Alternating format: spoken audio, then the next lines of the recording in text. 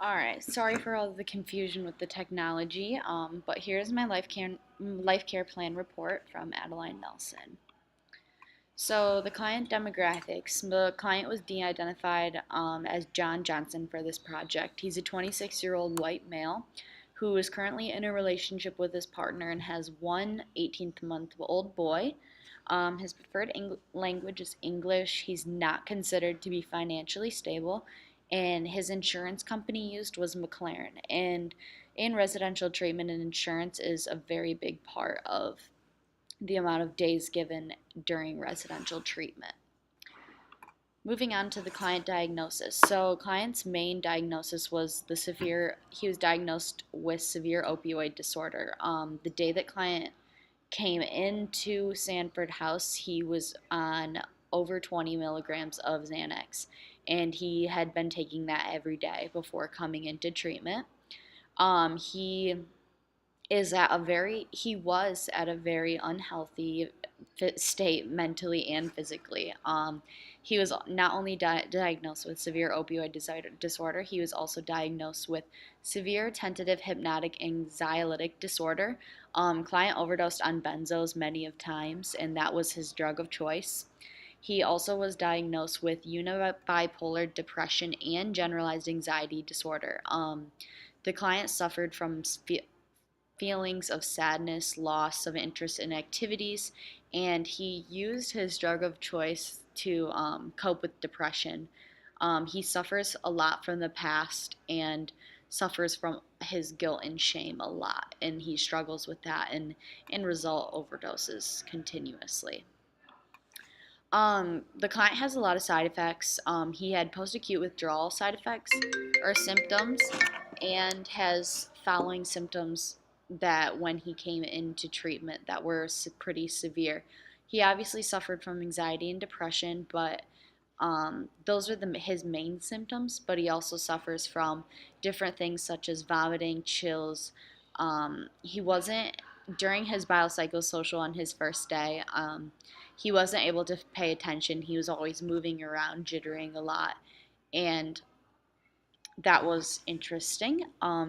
He had a lot of tension in his body. You could tell he just felt really uncomfortable. His motor tension was terrible. He had the chills. He was sweating profusely, and a big thing went for people who suffer from um, overdosing. They can't sleep. They sleep at weird times. Things like that.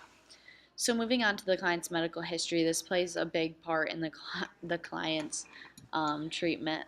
He's been in and out of Pine Rest 3 times in many different detoxes and two other residential treatments, and now is at Sanford House and was in the residential treatment center.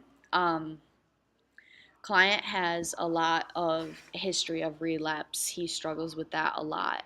He's relapsed after every source of treatment that he's had in the past. But as of March 21st, the client was 73 days sober, and that was a really big accomplishment for the client, and that was very cool to see um, during my time at Sanford House.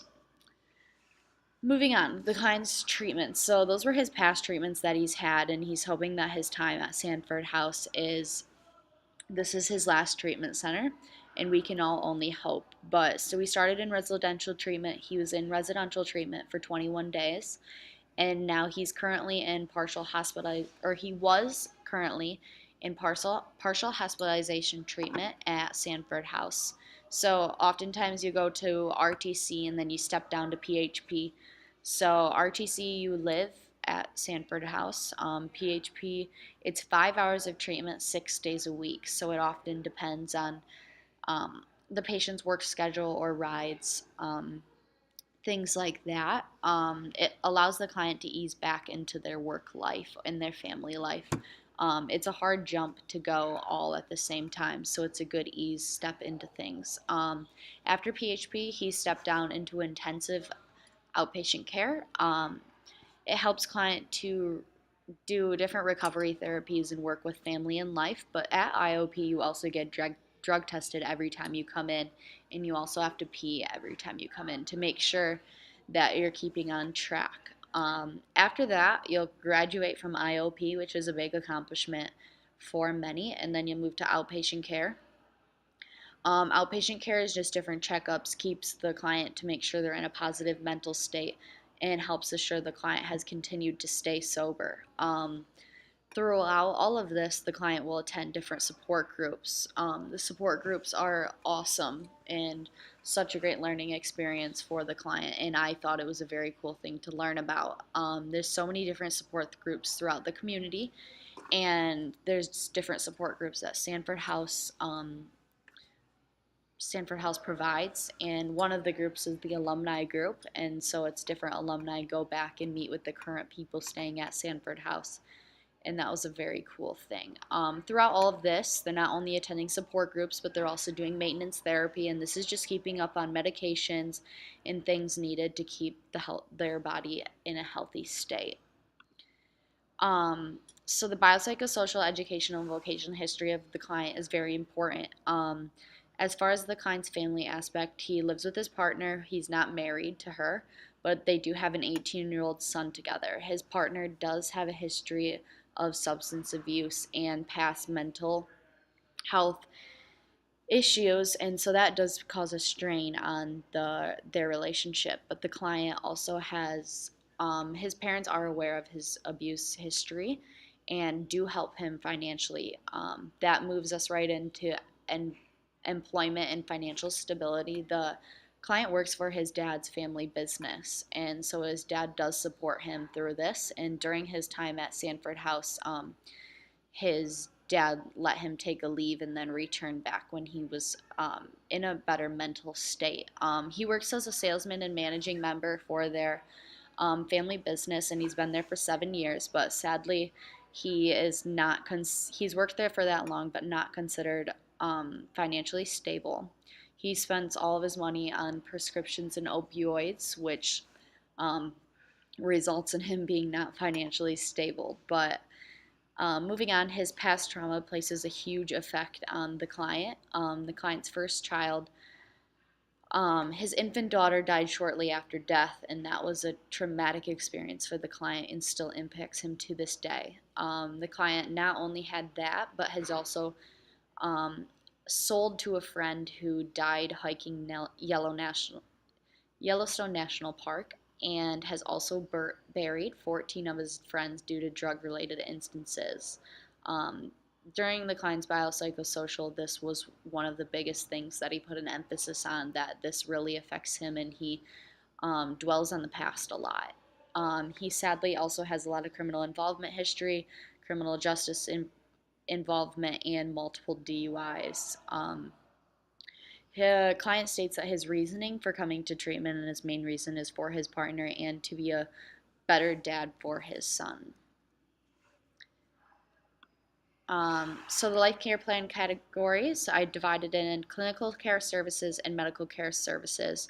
Under each one, I kind of separated them. So under medical care services, we have services provided that are mostly provided by the nurse practitioner, and then medications and equipment and supplies. And then clinical care services, we have the different levels of care that he went through at Sanford House, and then we have the different services that were provided throughout his stay, mostly in residential care, and then hospitality, which involves his stay in room and board and food.